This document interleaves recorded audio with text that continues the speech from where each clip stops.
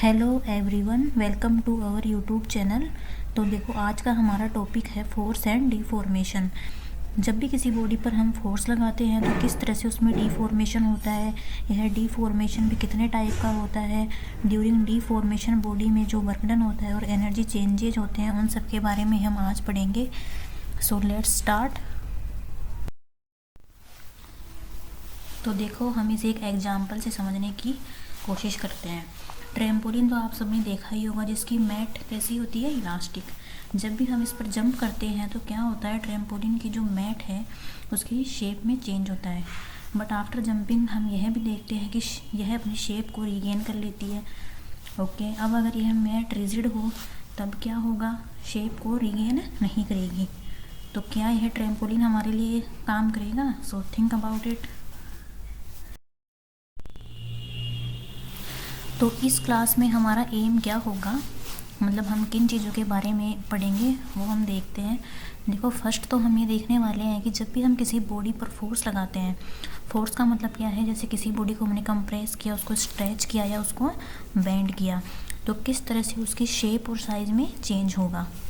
Second, हम यह देखेंगे कि किस तरह से elastic deformation in elastic deformation से अलग होता है। और थर्ड, हम क्या देखने वाले हैं कि जब भी किसी बॉडी में डिफॉर्मेशन होता है तो वर्क डन किस प्रकार से किया जाता है। देखो, एक फोर्स जो है वह एक ऑब्जेक्ट पे क्या कर सकता है उसके बारे में हम देखेंगे। तो आइजैक न्यूटन के बारे में तो आपने सुना ही होगा, सब लोग जानते हैं। इन्होंने क्या बताया कि किस तरह से फोर्स किसी बॉडी के मोशन को अफेक्ट कर सकता है। जब भी हम किसी बॉडी पर फोर्स लगाते हैं तो क्या होगा कि वो मूव करना स्टार्ट हो जाएगी। अगर पहले से वो रुकी हुई है, हमने उस पर फोर्स लगाया तो वो मूविंग करने लग जाएंगी। सेकंड, क्या होगा, कोई बॉडी मूव कर रही है, हमने उस पर फोर्स लगाया तो क्या होगा, वो रुक जाएगी। थर्ड, क्या होगा, जैसे कोई बॉडी मूव कर रही है, हमने उस पर फोर्स लगाया तो थर्ड केस क्या हो सकता है कि उसकी डायरेक्शन में चेंज हो जाए। तो फोर्स, किसी भी ऑब्जेक्ट पर जब हम फोर्स लगाते हैं तो उसमें ये तीन चीज़ें हो सकती हैं। लेकिन अब हम आगे देखो, did you know that a force can also change the shape and size of an object. कि फोर्स जब हम किसी बॉडी पर फोर्स लगाएंगे तो उसकी शेप और साइज में भी चेंज कर सकता है। देखो, अब तक हमने क्या देखा कि जब भी किसी बॉडी पर हम फोर्स लगाते हैं या ऑब्जेक्ट पर हम फोर्स लगाते हैं तो क्या होता है कि अगर कोई वस्तु रुकी हुई है तो वो चलने लग जाएगी, अगर कोई वस्तु मूव कर रही है तो वो रुक जाएगी। और थर्ड क्या है, अगर हम किसी ऑब्जेक्ट पर फोर्स लगाएं तो उसकी डायरेक्शन में चेंज हो जाएगा। लेकिन ये जो तीनों इफ़ेक्ट हैं वो तभी होंगे जब किसी बॉडी पर रिजल्टेंट फोर्स लग रहा हो, यानी कि या तो सिंगल फोर्स लग रहा हो या डबल फोर्स, ट्रिपल फोर्स, जितने भी फोर्स लग रहे हैं वो सारे एक दूसरे को कैंसिल आउट करके किसी ना किसी डायरेक्शन में हमें कोई ना कोई रिजल्टेंट फोर्स मिल रहा हो, तभी ये तीनों इफ़ेक्ट हो सकते हैं। लेकिन अब देखो, सेकंड केस क्या है, two and more force applied to an object at rest. यानी बॉडी तो रेस्ट में है, दो या दो से ज़्यादा बल उस पर भी लग रहे हैं, लेकिन इस केस में क्या है कि सभी बल एक दूसरे को बैलेंस कर रहे हैं, तो किसी भी डायरेक्शन में कोई रिजल्टेंट फोर्स नहीं है, लेकिन वस्तु ना तो गति करेगी। तो अब इस केस में क्या होगा कि उसकी शेप और साइज़ में चेंज ज़रूर होगा। तो देखो, अब तक हमने क्या देखा कि जब भी हम किसी ऑब्जेक्ट पर मल्टीपल फोर्स लगाते हैं तो क्या होता है कि बॉडी स्टेशनरी या रेस्ट में तो रहती है, लेकिन उसकी शेप और साइज़ में चेंज हो जाता है। अब ये शेप और साइज़ में चेंज किस तरह से होता है वो हम एक एग्जांपल से समझेंगे। जैसे यहाँ पर हमने एक स्प्रिंग का एग्जांपल लिया है। तो देखो, फर्स्ट केस में क्या है, हमने 2 फोर्स लगाए हैं और वो कैसे फोर्स है, पुशिंग फोर्स हैं, तो उसकी लेंथ डिक्रीज़ कर गई, यानी कंप्रेशन हुआ है। सेकंड केस क्या है कि पुलिंग फोर्स लगाया तो लेंथ में इंक्रीमेंट हो गया, यानी एक्सटेंशन हो गया। थर्ड केस क्या है, हमने फोर्स लगाया तो स्प्रिंग जो है वो बेंड कर गई। तो देखो, अब तक हमें क्या समझ में आया कि जब भी हम किसी बॉडी पर या ऑब्जेक्ट पर फोर्स लगाते हैं तो उसकी शेप और साइज़ में चेंज होता है। शेप और साइज़ में चेंज मतलब या तो बॉडी कंप्रेस कर सकती है, एक्सटेंशन कर सकती है, बेंडिंग कर सकती है, जैसे हमने पिछले वाले एग्जांपल में देखा था। तो यानी शेप और साइज़ में चेंज का मतलब क्या है, बॉडी डीफॉर्म्ड हो गई, और इसी को हम डीफॉर्मेशन बोलेंगे। तो जितना ज़्यादा हम ऑब्जेक्ट पर फोर्स लगाते हैं उतनी ही ज़्यादा वो डीफॉर्म हो जाती है। तो देखो क्या होता है, जब भी हम ऑब्जेक्ट पर फोर्स लगाते हैं तो उसकी शेप और साइज़ में चेंज होता है। अब ये शेप और साइज़ में चेंज भी दो तरह से होता है, या तो टेम्पररी होगा या परमानेंट होगा। हमने फोर्स लगाया, बॉडी की शेप और साइज़ में चेंज हुआ, जैसे ही हमने फोर्स उठाया और बॉडी ने अपनी पुरानी शेप रीगेन कर ली, तो इसको क्या कहेंगे हम कि उसमें टेम्पररी चेंज हुआ। लेकिन अगर वो पुरानी शेप को रीगेन ना करे तो हम कहेंगे कि उसमें परमानेंट चेंज हो गया है। तो इसी के बेस पर जो डिफॉर्मेशन है वो भी दो तरह का होता है। फर्स्ट होता है इलास्टिक डिफॉर्मेशन, सेकंड होता है इनइलास्टिक डिफॉर्मेशन। इलास्टिक डिफॉर्मेशन में क्या होता है, टेम्पररी चेंज, यानी हमने फोर्स लगाया, बॉडी की शेप में चेंज हुआ, but after removing the force body will regain it original shape. तो देखो डेली लाइफ में बेस्ट एग्जांपल क्या है, रबर बैंड। जैसे ही हम रबर बैंड पर फोर्स लगाते हैं तो वो स्ट्रेच होता है, लेकिन जैसे ही हमने फोर्स हटाया तो वो अपनी पुरानी शेप को रीगेन कर लेता है। So there is a question for you, think about it and give your answer. तो देखो क्या दे रखा है, a bridge experiences deformation from cars passing over it. If it undergoes elastic deformation what happens once the car leaves. तो देखो इसमें elastic deformation दे रखा है, और इलास्टिक डिफॉर्मेशन में क्या होता है, after removing the force body will regain it original shape. तो जैसे ही कार लीव कर जाएगी तो ब्रिज अपनी ओरिजिनल शेप में आ जाएगा। तो ऑप्शन नंबर 3 सही होगा, the bridge return to its original form after cars pass. तो अब हम देखते हैं जो डिफॉर्मेशन का सेकंड टाइप है, इनइलास्टिक डिफॉर्मेशन के बारे में। देखो इनइलास्टिक डिफॉर्मेशन क्या होता है, उसमें परमानेंट चेंज होता है।